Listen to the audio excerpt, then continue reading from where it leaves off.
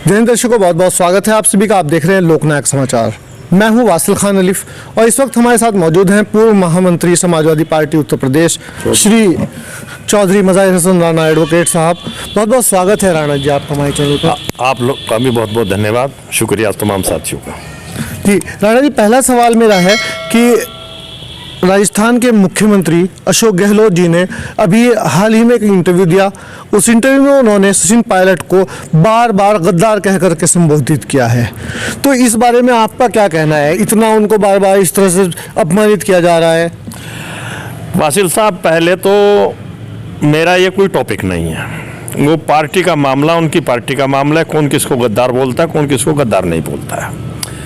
गद्दारी तो वो आपस में साबित करें। मैं तो समाजवादी पार्टी से संबंध है मेरा, समाजवादी पार्टी से संबंध ही में बात बता। लेकिन जब आपने सवाल किया है, आप ऑल इंडिया गुर्जर महासभा के राष्ट्रीय अध्यक्ष भी हैं और सचिन एक गुर्जर होने के नाते उनको बार बार मांग की जाती है कि उनको मुख्यमंत्री बनाया। गुर्जर समाज में बड़ा रोष है इस बात को लेकर के, इस नाते मैं आपसे पूछ रहा हूँ। बहुत बहुत धन्यवाद आपका, तो इस नाते भी पूछे। लेकिन जब आपने सवाल किया तो मैं उस सवाल का जवाब भी देने के लिए आपसे दूंगा।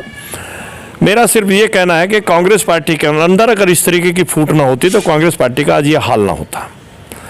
कांग्रेस पार्टी सबसे पुरानी पॉलिटिकल पार्टी है। उसके पॉलिटिकल पार्टी को चलाने वाले तमाम जो लोग हैं, नेता हैं, वो आपस में सिर्फ फुटबॉल करते हैं। उनकी लड़ाई किसी दूसरी पार्टी से नहीं, बल्कि कांग्रेस पार्टी की लड़ाई या कांग्रेस पार्टी के नेताओं की लड़ाई कांग्रेस पार्टी और कांग्रेस पार्टी के नेता से ही है। जहाँ तक सवाल सचिन पायलट का है, अब जब उन्हें आदत होगी अपनी बेइज्जती कराने की तो उसका तो हमें क्या कोई ठेका तो ले नहीं रखा कि भाई आप जो है बार बार आपकी ज़लालत होती है, बार बार आपकी बेइज्जती होती है, बार बार आपको बुरा कहा जाता है, उसके बाद भी आप वहीं पड़े हुए हैं।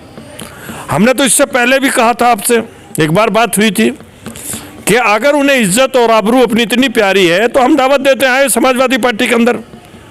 और समाजवादी पार्टी के अंदर हमारे नेता आदरणीय अखिलेश यादव जी, उनको पूरी तरीके से मान और सम्मान के साथ उनको पूरी तरीके से लेकर के साथ चलने का काम करेंगे और समाजवादी पार्टी उनको नेता बनाने का काम करेगी।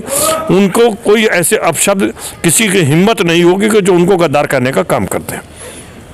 अच्छा, आपने पहले भी एक इंटरव्यू में कहा था कि मैं उनको दावत देता हूं कि वो समाजवादी पार्टी में आ जाएं। आज आप फिर से इसी बात को कह रहे हैं, तो ये सिर्फ इंटरव्यू तक सीमित है या धरातल पर भी आपने कोशिश की है कि उनके तक ये पैगाम पहुंचाने? नहीं, हमने उनके सामने पैगाम पहुंचाया, उनके सामने उनके लोगों से बातचीत की, उनके लोगों ने हमारी बात सुनी। उनके बाद उनके फ़ोन आए हमारे पास कि राणा जी आप इतनी बड़ी बात कह रहे हो। हमने कहा भाई हम तो आज भी इस बात को कह रहे हैं, हम अपने राष्ट्रीय अध्यक्ष जी से बात करेंगे, बैठ करके दोनों की बात कराने के लिए तैयार हैं। अगर वो समाजवादी पार्टी का दामन थामते हैं, समाजवादी पार्टी को लेकर के चलने का काम करते हैं, तो हमारे नेता आदरणीय अखिलेश यादव जी उनसे बात करने के लिए तैयार है। हम बीच में पढ़ने करके बात कराने के लिए तैयार हैं और ये हम गारंटी देते हैं कि समाजवादी पार्टी के अंदर आने की अगर उनकी इच्छा है तो हम उनका सम्मान एक नेता ही नहीं बल्कि एक बहुत बड़े नेता के रूप में उनका सम्मान करने का काम करेंगे। किसी की हिम्मत नहीं होगी तो उनके शान में गुस्ताखी कर दे। आपने बात की अपने समाजवादी पार्टी के पदाधिकारी? ऐसा है, जब हमें उधर से कोई मामला आएगा, अच्छा उधर से रेस्पॉन्स का इंतजार उधर से कोई रेस्पॉन्स अगर आएगा हमारे बीच में तो हम अपने राष्ट्रीय अध्यक्ष से बात करेंगे। हमें ये यकीन है, 100% यकीन है कि जो बात हम अपने राष्ट्रीय अध्यक्ष जी के सामने रखेंगे, हमारे राष्ट्रीय अध्यक्ष जी उस बात को मानते हैं। नहीं, आपके राष्ट्रीय अध्यक्ष क्यों नहीं चाहेंगे कि इतना बड़ा नेता उनकी पार्टी में आ जाए? ओब्वियसली वो तो चाहेंगे। बिल्कुल नहीं, तो मैं तो कहता रहा हूँ ना, उधर से रेस्पॉन्स तो आए ना हमारी बात का। अगर वो ये चाहते हैं कि मैं समाजवादी पार्टी के साथ बातचीत करने के लिए तैयार हूँ तो हमारे नेता आदरणीय अखिलेश यादव जी बिल्कुल 100% उनसे बात करेंगे और उनको सम्मान देने का काम करेंगे। ऐसा नहीं है कि कोई हमारे बीच में आकर के किसी का अपमान करके चला जाए। अच्छा, मुलायम सिंह यादव जी के समय पर राजस्थान में आपकी पार्टी के कई विधायक होते थे, गुजरात में भी विधायक रहते थे, फिर बीच में अब ऐसा हुआ कि आपकी पार्टी सिर्फ यूपी तक सीमित रह गई, यहीं तक सीमित है। पहले मध्य प्रदेश में भी आपके वो रहते थे, तो इससे कुछ संभावनाएं बढ़ेंगी अगर वो किसी तरह से आपकी पार्टी में आ जाए तो क्या रहेगा? देखो, ये कहना आपका मैं नहीं समझता हूँ कि हमारी पार्टी केवल यूपी तक ही सीमित रह गई है। हमारी पार्टी का जनाधार राजस्थान के अंदर भी, हमारी पार्टी का जनाधार गुजरात के अंदर भी, हमारी पार्टी का जनाधार महाराष्ट्र के अंदर भी है, हमारी पार्टी का जनाधार मध्य प्रदेश भी है। और हम बहुत मजबूती के साथ चुनाव भी लड़े, मजबूती के साथ हमारे चाहे दो ही मेंबर जीत करके आए, चाहे 3 ही मेंबर जीत करके आए, लेकिन समाजवादी पार्टी के लोग जीत करके आते हैं, विधानसभा में बैठते हैं, विधानसभा में बैठने के अपनी पार्टी का रिप्रेजेंटेशन करते हैं। अच्छा, आपने गुजरात का जिक्र छेड़ा, अभी आप गुजरात में भी चुनाव लड़ रहे हैं, लगभग 22 सीटों पर आप चुनाव लड़ रहे हैं वहाँ से, तो क्या लगता है वो वहाँ पर सिर्फ खाना पूर्ति होगी या फिर कुछ उम्मीद है 1-2 सीटें निकल पाएंगी? देखो, गुजरात के अंदर हमारी पार्टी ने पहले भी चुनाव लड़ा, आदरणीय एम सिंह यादव जी के समय में भी चुनाव लड़ने का काम किया। हम जहाँ पर भी चुनाव लड़ते हैं वहाँ पर कोई औपचारिकता पूरी करने के लिए नहीं लड़ते हैं। हम तो एक विचारधारा है, समाजवादी पार्टी नहीं बल्कि एक विचारधारा है, और उस विचारधारा को लेकर हम पूरे देश के अंदर अपने उस विचारधारा को फलीभूत करने का काम करते हैं, उनको आगे बढ़ाने का काम करते हैं, उनको आगे ले जाने का काम करते हैं। गुजरात के अंदर भी हमारे साथी जो है ना, सिंबॉलिक तौर पर 20 सीटों के ऊपर चुनाव लड़ रहे हैं और बहुत मजबूती के साथ चुनाव लड़ रहे हैं। 20 सीटों के अंदर हम रिजल्ट आपको बताएंगे जब रिजल्ट। गुजरात में बहुत ज़बरदस्त चुनाव हो रहा है। गुजरात में इस बार पूरी कांटे की जंग है। कांग्रेस पिछली बार बहुत करीबी मुकाबले में चूक गई थी, भाजपा दोबारा से सत्ता में आ गई थी। आम आदमी पार्टी भी पूरे दावे ठोक रही है। केजरीवाल का दावा है कि वो इस बार सत्ता को हासिल करने जा रहे हैं गुजरात के अंदर। इन तीनों की चुनावी जंग में अपनी उपस्थिति दर्ज करा पाएगी समाजवादी पार्टी? देखो, जहाँ तक आप पार्टी का सवाल है, आप पार्टी तो वहाँ वोट कटवा के नाम से जानी जा रही है। आप पार्टी का वहाँ कोई जनाधार नहीं, आप पार्टी के कोई आदमी ऐसा है कि वो चुनाव लड़ रही है। आप पार्टी तो भारतीय जनता पार्टी की बी टीम है। बिल्कुल, गुजरात के अंदर ये साबित हो। बहुत बड़ा इल्जाम है, बी टीम कह देना। मैं बी टीम कह रहा हूँ और अब भी कह रहा हूँ और कहता रहूंगा। तो दिल्ली से क्यों वो उखाड़ करके फेंक दिया उन्होंने? दिल्ली से तो भाजपा को खत्म कर दिया उन्होंने। ऐसा है, वो सिर्फ कांग्रेस पार्टी ना आ जाए इसलिए गुजरात के अंदर लड़ रहे हैं।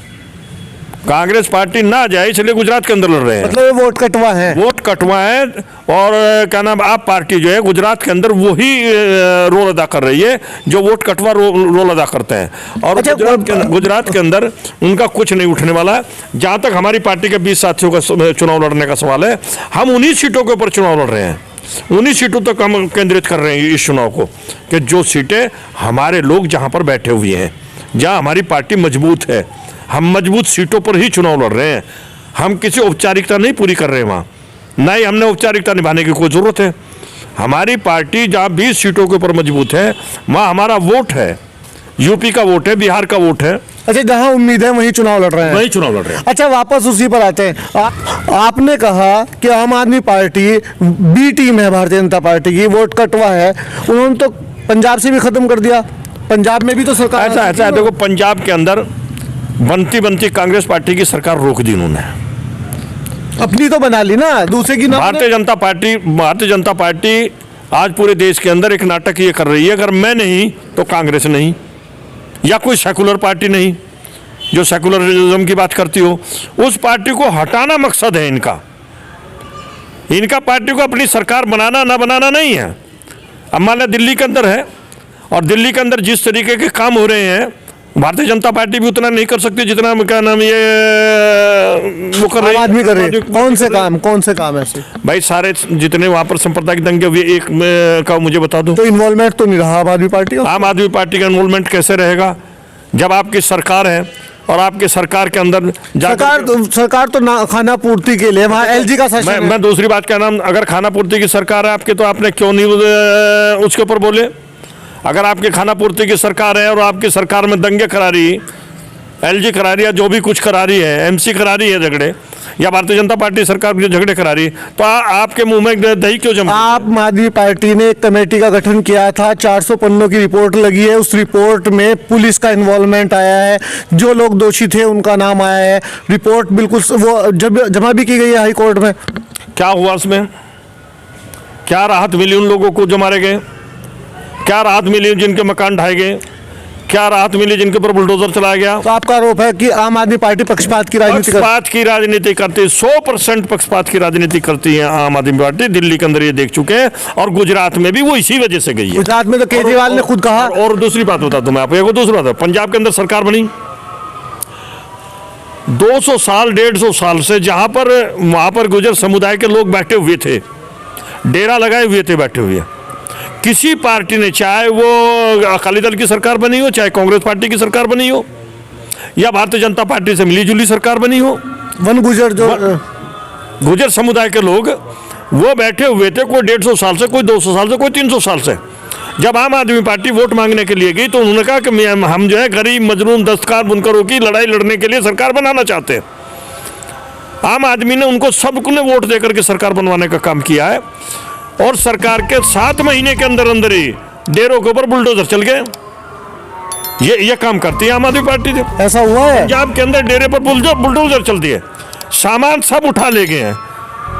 आम आदमी पार्टी अगर आम आदमी की होती, गरीब की और मजलूम की बात करती, तो पंजाब के अंदर बुलडोजर ना चलाती डेरे के ऊपर। अच्छा, केजरीवाल ने गुजरात में भी कहा, जब वो वहाँ पर एक जनसभा को संबोधित कर रहे थे, तो उन्होंने कहा कि मैं संघ से आता हूँ, मैं भी संघ का छात्र रहा हूँ। तो इसका मतलब तो आपके आरोप बिल्कुल 100% सही है जो मैं आपको बोल रहा हूँ। संघ का छात्र रहा और संघ की मानसिकता है, उस मानसिकता से बाहर नहीं निकलता कहीं भी कहीं।